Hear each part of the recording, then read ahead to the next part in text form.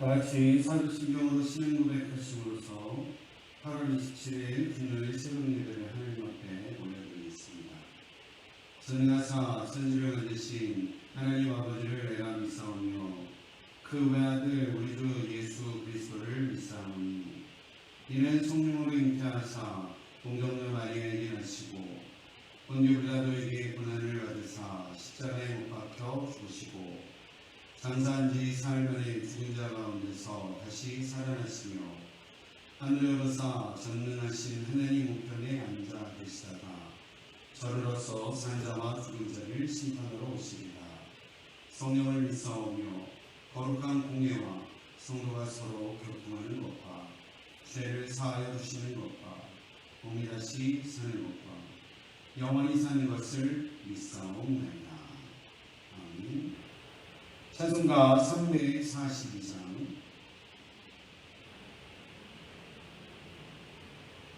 찬송가 342장 찬양하시겠습니다.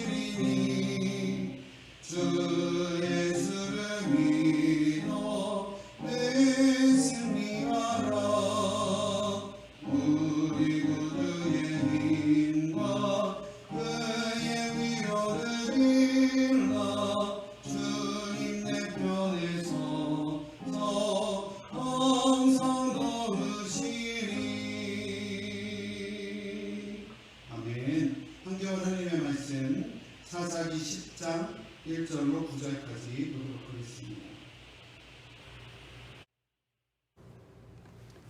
사사기 10장 1절로 9절까지 제가 받들어 봉독하겠습니다.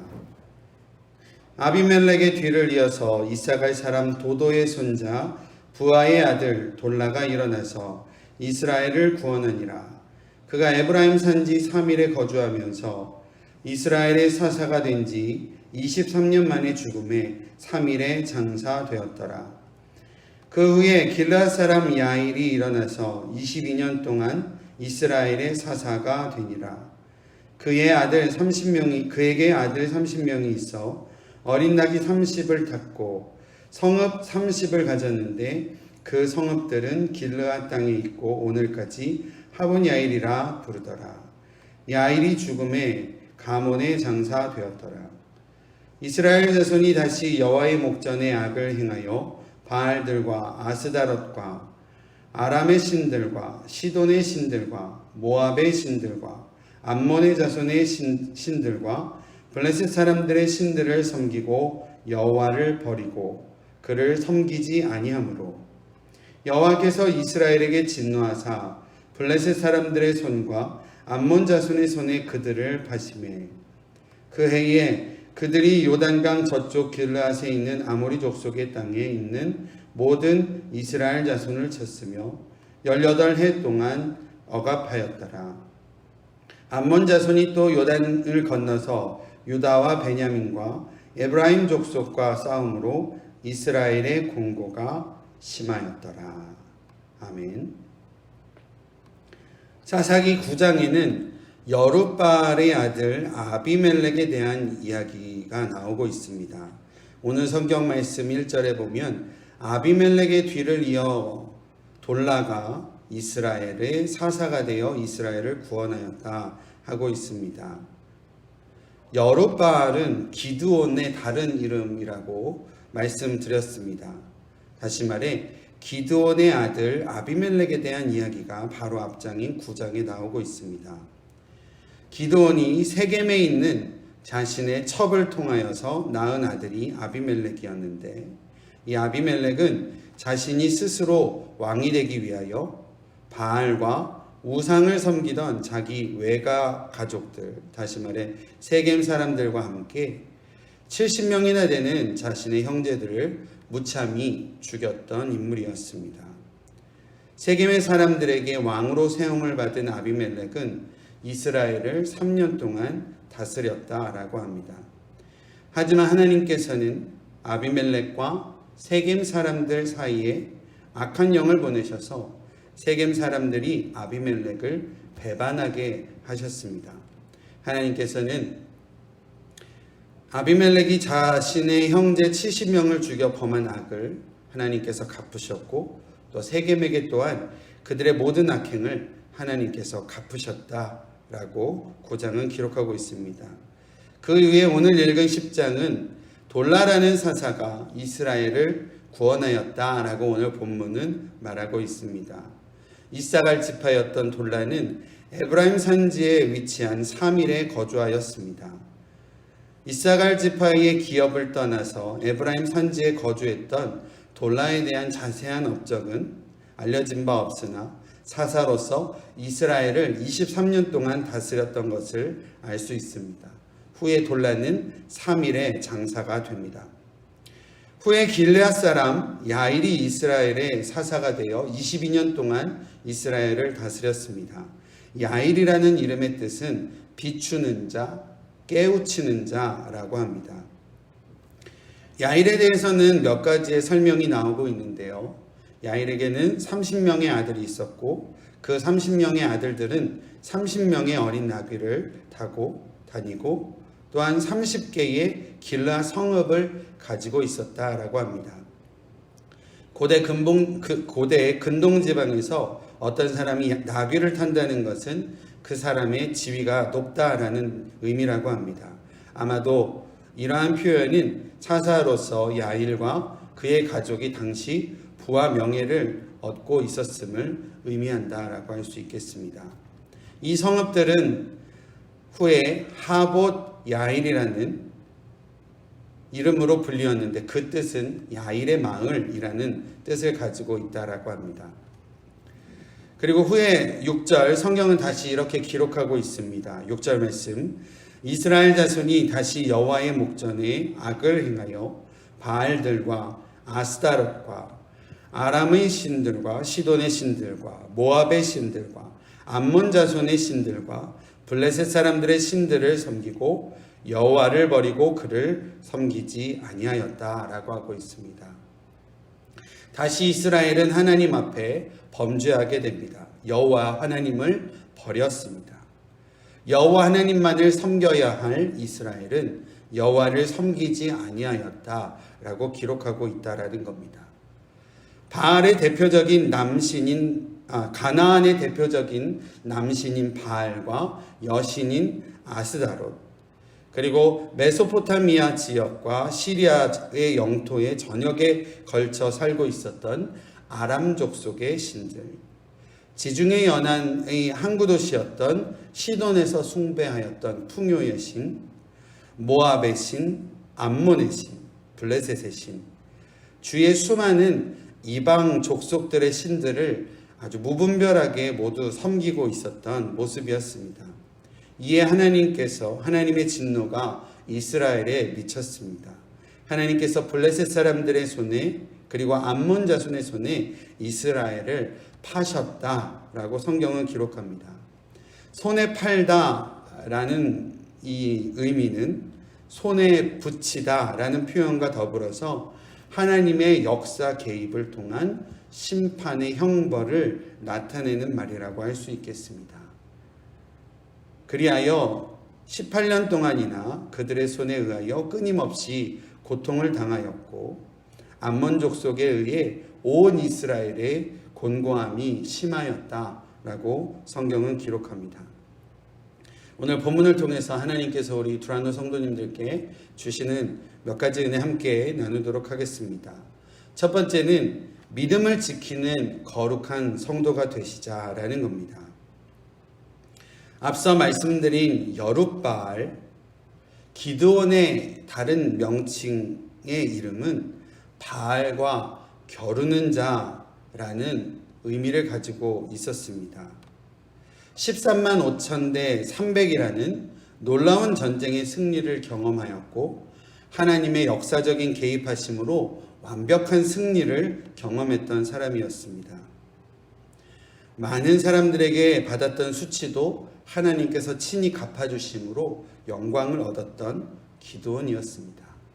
그러나 세겜 땅에서 이방신을 섬기던 여인을 첩으로 받아들였고 그 여인에게서 얻은 아들 아비멜렉은 결국 스스로 왕이 되고자 이방신들을 섬기는 세겜의 외가 친척들과 함께 자신들의 형제를 죽여버리는 욕망을 보였습니다.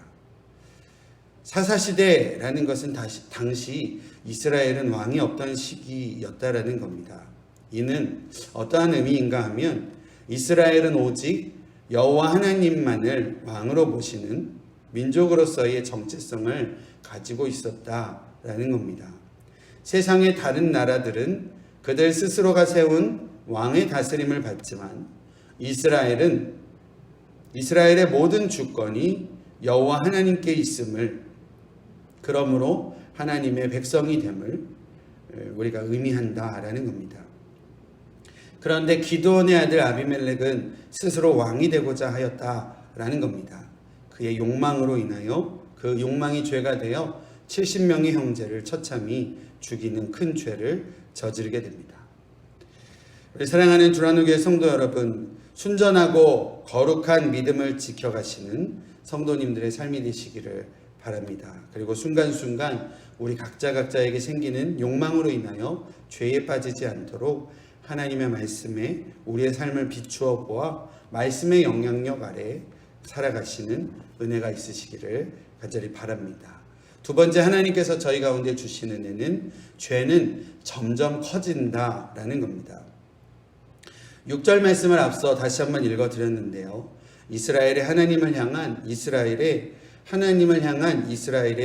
불신앙과 우상숭배의 죄악은 점점 더 깊어지고 커졌던 모습이었습니다. 6절의 표현을 보면 마치 가나안과 주위의 이방 민족들의 모든 신들은 죄다 섬기는데 실상 이스라엘을 구원하시고 인도하신 여호와 하나님만은 버리고 섬기지 않는 이스라엘의 모습이었다라는 사실입니다.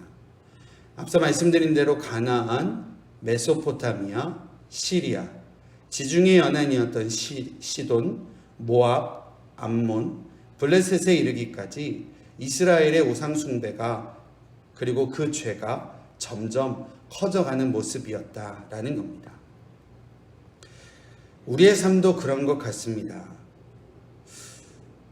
생각해보면 난생 처음 죄라는 것을 지었을 때 생각해보면 누가 보면 어떻게 하나 또 가슴 두근두근거리는 그런 소리가 자신의 귀에 들리는 것만 같은, 그리고 벌벌 떨면서 잘못된 행위를 했던 기억들.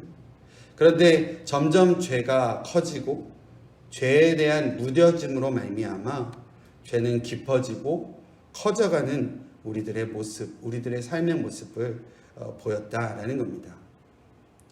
그럴 때 우리 믿음의 성도들은 어떻게 해야 되겠습니까?